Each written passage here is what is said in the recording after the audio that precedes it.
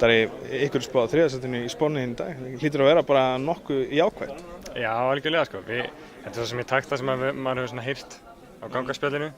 Að Keflavík muni mögulega slíta sig frá og svo sé þetta bara spurningamerki með 2 alveg niður í 6.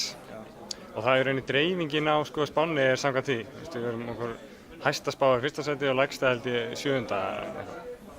Nú mikla breytingar í valsliðinu í sumar, fáiðin marga sterka leikmenn, sérstaklega ánægðir með hópinn sem þú ert með í dag. Já, mjög. Við náttúrulega mistum ekki svona miklar eignir úr liðinu en fengum stelpur sem geta spilað og auka við breiddina á hópnum.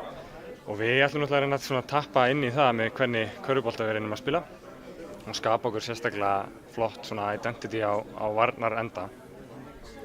Þessi deild er náttúrulega mjög skrítin í fyrra að Keflavík átti geta gert mikið allavega. Sérðu fram á að þínar konur geti komið til þetta óvart? Já, algjörlega. Ég meina, ég svo sem alveg sammála þessum getgátum að þetta verði frekar jafnt. Einn í gegnum alveg 6 mögulega.